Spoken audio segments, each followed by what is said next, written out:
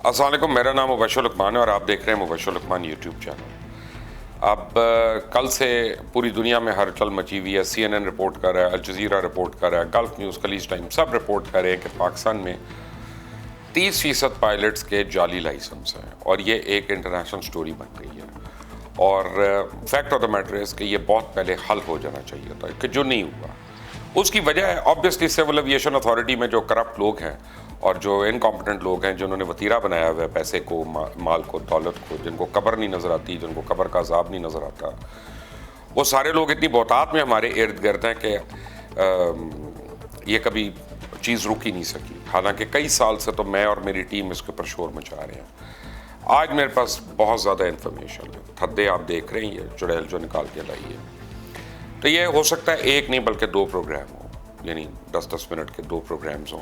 तो bear with me, फिर आपको ज़रा काफ़ी चीज़ों की तफसील पता चलेगी। और आपको मैं ये बताऊं कि कल गुलाम सरवर साहब ने, जो मिनिस्टर हैं एविएशन के, उन्होंने नेशनल असेंबली में जब ये लिस्ट दे रहे थे, तो मैं उनसे इत्तफाक नहीं करता जिस तरह से उन्होंने कहा कि जी हमारे 30% पायलट जो हैं वो फेक लाइसेंस पे हैं। गुलाम सरवर में इतना करेज होना चाहिए, इतनी उनमें कैरेक्टर होना चाहिए कि वो फेक पायलट्स का या फेक लाइसेंस के ऊपर जो पायलट है उनके नाम लेते। वो अभी भी ये लोग और सिविल एविएशन में लोग जो है उन नामों को बचाना चाह रहे हैं कि किसी तरह वो नाम पब्लिक नॉलेज ना हो, ताकि वो अपने घरों में अपनी उधर शर्मिंदगियाँ ना हो, ये ना पता चले कौन किसके पॉलिटिकल इन्फ्लुएंस है। क्योंकि पाकिस्तान तहरीक इंसाफ में भी जो लोग हैं उनमें एक बहुत बड़ी तादाद तो दूसरी जमातों से आई हुई है, उनके सारों के लिंकेजेस वहाँ पे यूँ आपस में ही ऊपर से गठ जोड़ है। लोग हुकूमत में इसलिए रहते हैं ताकि अपनी माजी की करप्शन जो की होती है उसको छुपा के रखें, और यही यहाँ पे हो रहा है और ये नज़र आ रहा है। हो क्या रहा है, जब गुलाम सरवर और सिविल एविएशन अथॉरिटी ये नाम पब्लिक नहीं कर रहे, तो उससे जो अच्छे पायलट हैं, जो कॉम्पिटेंट पायलट हैं, जो इंटरनेशनल स्टैंडर्ड्स के पायलट हैं, वो भी बेचारे अब शर्मिंदगी से अपने घरों में सर झुका के बैठे हुए हैं। क्योंकि कौन किसी को बताएगा कि मैं सही पायलट हूँ? हुकूमत में इतना दम ही नहीं है कि वो नाम ले दे। सिविल एविएशन अथॉरिटी में इतनी हिम्मत ही नहीं है कि वो PIA को उनके CEO के लेटर का जवाब दे दे। बहरहाल अब हो क्या रहा है, ये जाली लाइसेंस शुरू कैसे हुआ मैं आपको बताऊं। ये एक बड़ी इंटरेस्टिंग बात है कि आफ्टरऑल कहीं से तो शुरू हुआ है ना। कोई तो एक बंदा या 2 या 3 बंदे हैं ना जिनकी पहले जाली लाइसेंस बने और उसके बाद से ये चीज़ शुरू हुई। वो कैसे शुरू हुआ? 2 डिपार्टमेंट्स इसमें बिलखसूस बराह रास्त मुलव्विस हैं सिविल एविएशन अथॉरिटी के, एक लाइसेंस इशू करने वाला डिपार्टमेंट और एक IT डिपार्टमेंट। और GM लाइसेंसिंग जो है ना, उसको तो अभी तक अरेस्ट हो जाना चाहिए था, और IT डिपार्टमेंट के जितने भी लोग हैं उनको अरेस्ट हो जाना चाहिए था। लेकिन Ghulam Sarwar, secretary aviation, Pakistan civil aviation authority, ये सारे जो है चोरों को बचा रहे हैं। क्योंकि चोर कौन कौन है पता नहीं, मेरा बच्चा है, मेरा भाई है, मेरा चाचा है, कौन है, तो हम सब उसको बचा रहे हैं उन चोरों को। क्योंकि अगर आपने एग्ज़ाम देना है तो मैं आपको बताता हूँ हुआ क्या।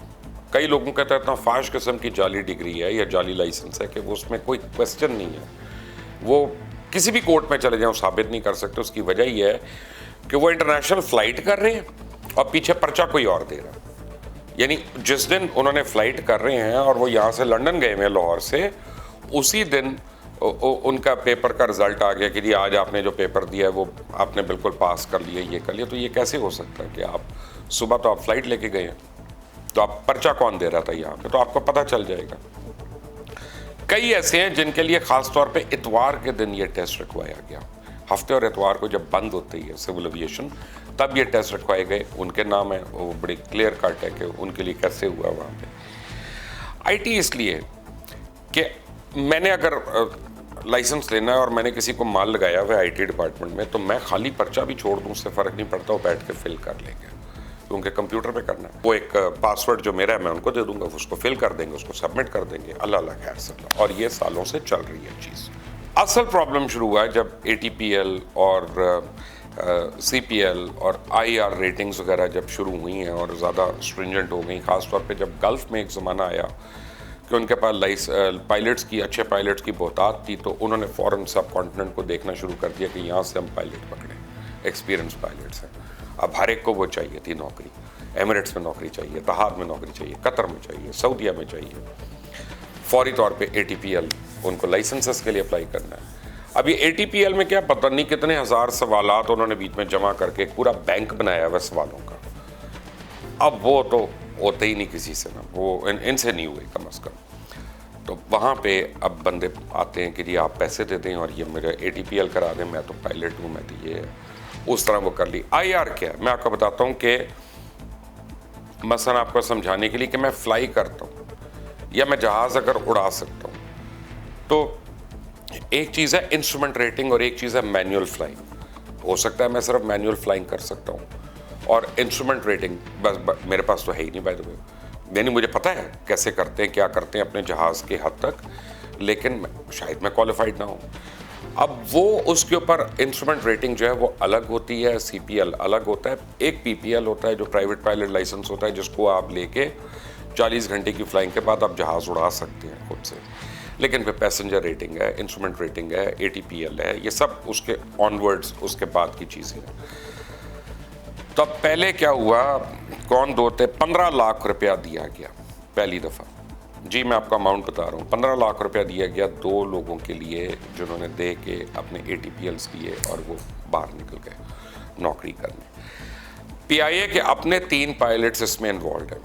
जी, एक कराची में, एक लाहौर में, एक इस्लामाबाद में। याद रखें, माफिया अकेला आदमी नहीं होता, माफिया पूरा एक नेटवर्क होता है। वो मिडलमैन थे, वो सिविल एविएशन के जो लोग थे, करता धरता थे, उनसे जाके करते थे। वो उनका रेट 5 लाख है, 8 लाख है, 10 लाख है, मुझे नहीं पता, लेकिन बीच में इनका भी तो कट होगा ना, तो अपना भी तो कट रखना है ना। मैं काम में अल्लाह तवक्कल तो नहीं है इतने लोगों के, सैकड़ों लोगों के करवा रहे। तो 15 लाख तक वो डील बनती थी जाके। ये जो बाय द वे जिनका मैं जिक्र कर रहा हूँ, ये अभी भी 777 के कप्तान हैं। उनमें से एक तो 777 के कप्तान है और मैं इनका नाम जो है CEO को देने वाला हूँ। आज ही शायद मैं दे दूँ उनको, अरशद मलिक को, ताकि उनको भी पता हो कि उनके कौन कौन खड़पैन जो हैं वो ये घिनौना और मकरू काम कर रहे हैं। और एक और हैं, ATR के कैप्टन हैं, वो इस्लामाबाद बेस्ड हैं जो ये कर रहे हैं। इनको जब इंटरोगेशन होगी, पहले हो चुकी है एक दफ़ा, लेकिन इनके नून लीग से बड़े ताल्लुकात है। प्लीज़ ये ना समझे मैं सियासत कर रहा हूँ, मैं यहाँ पे PTI को भी उतना ही रिस्पॉन्सिबल समझ रहा हूँ कि अभी तक अगर एक्शन नहीं ले रहे। मैं पीपल्स पार्टी को भी समझ रहा हूँ, मैं हुक्मरानों की बात कर रहा हूँ, मैं किसी एक पार्टी की बात नहीं कर रहा। लेकिन इनके ताल्लुकात है नून लीग से, तो ये बीच में उस वक्त बच बुझ गए। और एक और फर्स्ट ऑफिसर थे 777 के, उनको तो PIA से बाहर निकाल दिया गया था उस वक्त, क्योंकि उनकी डिग्री जाली थी, वो पता चल गया था। आपने बहुत साल पहले का खरा सच याद करें, जिसमें हमने 350 लोगों की तकरीबन जाली डिग्रियां दिखाई थी। तो एनीवे 2010 में क्या हुआ, जब ये पायलट्स की शॉर्टेज हुई मिडल ईस्ट के अंदर, एग्जैक्टली 2010 में ये शुरू हुआ, उन्होंने ATPL के लिए करना शुरू किया। अब 2 ऐसे फर्स्ट ऑफिसर थे PIA के, एक हसन और एक राना। इनको फ्लाई दुबई और कतर एयरवेज ने एक्सेप्ट कर लिया, इनको सेलेक्ट कर लिया। अब इनका एक ही स्पीड ब्रेकर था इनकी और उन नौकरियों के बीच में, ATPL।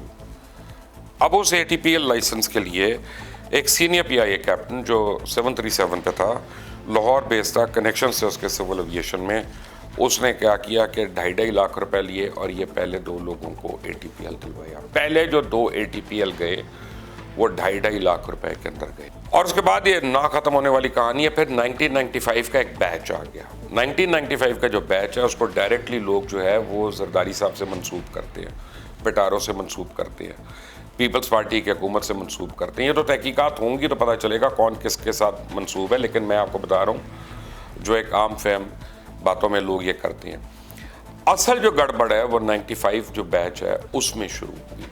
और जो मेजॉरिटी ये आप पायलट्स देखेंगे जिनके नाम अभी नहीं आए और ये नेशनल असेंबली में बस फिगर दिया गया, ये आपको उस बैच से आपको ये लोग मिलेंगे। मुसफ़ मीर साहब जो एयर चीफ थे उस वक्त, शहीद मुसफ़ मीर, आपको याद होगा, उन्होंने एक रिपोर्ट भी दी थी इंडक्शन ऑफ 1995 बैच के ऊपर, और वो रिपोर्ट पढ़ लें तो मैं तो नहीं कह रहा, पाकिस्तान का एयर मार्शल कह रहा, I mean very celebrated officer, very honest and dignified officer, वो कह रहे हैं ये बातें। अच्छा, इसमें जो ज़्यादा बैच है, बैच में ज़्यादा लोग जो हैं वो पेल्पा के ओहदेदारान हैं और A320s के कैप्टन्स हैं या फर्स्ट ऑफिसर हैं। अच्छा जी, अब ये तो हो गया एक चीज़। दूसरी चीज़ ये है कि पेल्पा पे आ जाए। पेल्पा जो है नारे तो कितने मारती है कि पाकिस्तान एयरलाइन पायलट एसोसिएशन बड़ी रिच ऑर्गेनाइजेशन है, बहुत पैसा है इनके पास, PR कंपनीज हायर की हुई हैं इन्होंने, एडवर्टाइजिंग एजेंसीज हायर की हुई हैं। तो वो कौन ऑर्गेनाइजेशंस करती हैं जिन पर रकम होती है देने की, रिटेनर की अलग और दूसरी अलग। पेल्पा ने आज तक एक सेफ्टी सेमिनार नहीं किया, कोई ट्रेनिंग स्टैंडर्ड्स नहीं बनाए, ना कोई इम्प्लीमेंट किए, बल्कि अपने जितने ओहदेदार उनके सेफ्टी और ट्रेनिंग में जिनको शो कॉज नोटिस मिलते रहे, उनको पेल्पा आके यूनियन बन के बचाती रही। कभी गो स्लो का नारा आपको लग जाता है कि हम ये कर रहे हैं, हम वो कर रहे हैं, कभी ये वो अनसेफ कर रहे हैं जी, हमसे ज़्यादा काम ले रहे हैं, ये कर रहे हैं। तो पूरी की पूरी यानी ये पेल्पा जो है ये PIA की हर इंतज़ामिया को, एक को नहीं, हॉस्टेज बनाती रही है। और कई मैनेजमेंट के साथ तो हमारी यानी एज जर्नलिस्ट लड़ाई भी रही है, और कई दफ़ा पेल्पा की साइड भी ली, कई दफ़ा उनके खिलाफ भी बात की, क्योंकि आप उतनी बात करते हैं जितना आपको उस वक्त पता होता है। आप तहकीक भी करते हैं, लेकिन हमारे मुल्क में जो तहकीक है आपको पता है वो वक्त के साथ साथ खुलती है। आज ATR की रिपोर्ट आ रही है जो हम इतने साल से दे रहे हैं। आज चीफ जस्टिस ने सुओ मोटो नोटिस ले लिया जी फेक पायलट्स के ऊपर। काश उस वक्त के चीफ जस्टिस, जब पहली बारी मैंने चीख कर टेलीविजन पे कहा था कि ये ATR क्रैश हो सकता है, उस वक्त अगर सुओ मोटो नोटिस ले लेते शायद एक भी बंदा ना मरा होता। उस वक्त भी ले लेते जिस दिन मैंने ATR क्रैश हुआ, उस दिन शाम को भी मैंने प्रोग्राम किया और मैंने बताया इसमें प्रोपेलर ब्लेड का ये प्रॉब्लम है और ये रिवर्स हुआ है और ये इसकी शाफ्ट टूटी है। मैंने सारी उसकी यानी पर्टिकुलर्स दिए। काश उस वक्त के चीफ जस्टिस ही ले लेते। और जब एयरबस क्रैश होने से पहले जो मैं प्रोग्राम्स कर रहा था कि पेल्पा और सिविल एविएशन की इनएफिशिएंसी जो है वो किस तरह को बड़े हादसे का जिम्मेदार हो सकते हैं, काश उस वक्त भी कोई सुओ मोटो एक्शन ले लेता। लेकिन चले, देर आए दुरुस्त आए, आज ले लिया। अब देखना ये है, चीफ जस्टिस साहब को भी देखना होगा कि इनमें से कितने फेक पायलट्स हैं या फेक लाइसेंस होल्डर्स हैं जो किसी ना किसी कोर्ट के सहारे जो स्टे ऑर्डर के ऊपर फ्लाई कर रहे हैं। यानी कोर्ट अगर स्टे ऑर्डर दे तो कम से कम फ्लाई तो ना करने देना, उनको इंक्वायरी कंप्लीट होने दे। ये तो ना करे कि 200 300 पैसेंजर्स जो हैं उनकी जान भी खतरे में पड़ जाए।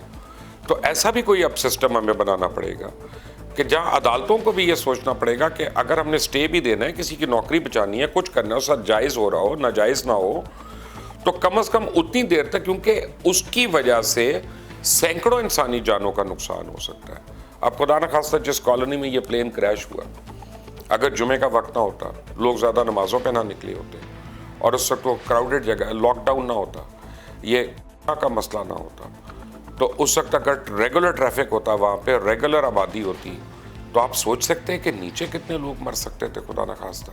सो ऑल ऑफ दैट, यानी इसका कितना लॉस होना।